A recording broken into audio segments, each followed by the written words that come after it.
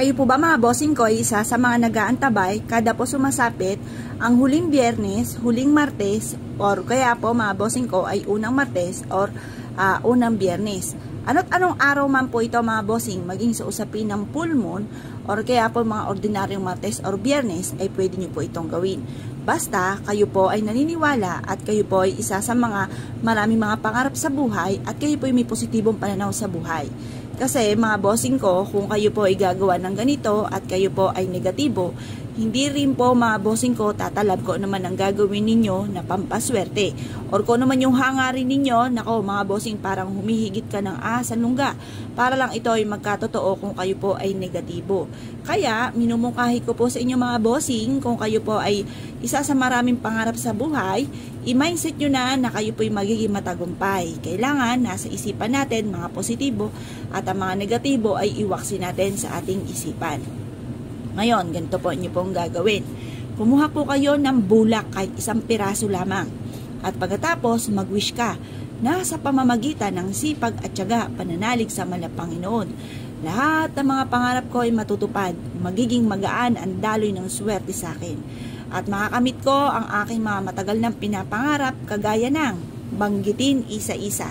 Halimbawa mga bossing ko, kayo ay may negosyo. Sa aking negosyo ay dito na ako magiging matagumpay. Yayaman na ako sa aking negosyo at magkakaroon ako araw-araw ng malaking benta. Ganon ang pag-wish mga bossing, walang gamit na sana, direct to the point. At alam mo sa inyong sarili, naka-mindset sa inyong isipan na kayo po ay magiging matagumpay. At kung ano man po yung mga pangarap po ninyo, ay makakamtan nyo po ito. Ugaliin ang pagsasabi ng mga magagandang salitain. At kalimutan ang mga pagdaing-daing at mga pangit na salitain mga bossing. Kung naniniwala po kayo at nais nyo po mga bossing ko na mabago-bagon takbo ng pamumuhay, huwag na po kayong magpatumpik-tumpik pa. Subukan nyo po ito. Proven po ito na napakaswerte.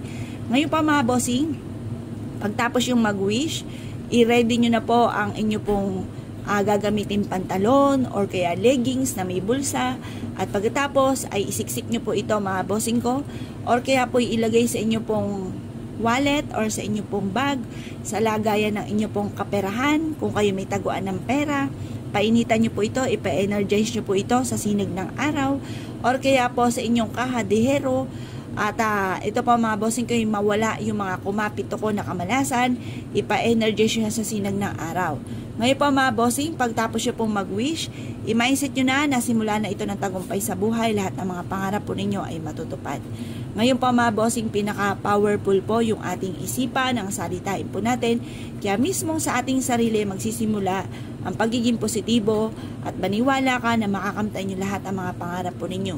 Kung naniniwala po kayo ngayong umagang ito mga bossing ko na 6:30 or kaya po alas 7, subukan nyo na po itong gawin para magtuloy-tuloy ang pasok na swerte. At ma-amaze ka sa mga napakaraming blessing na darating po sa buhay po ninyo matapos nyo po itong gawin. Basta kayo po huwag makakalimot magdasal, double time sa pagkayod, lalo na kung ang inyo pong mga pangarap ay may kaugnayan tungkol sa usapin ng pera. Kaya kung pinaniwala mga bossing, ay siya mga bossing, good luck po, sige po lahat.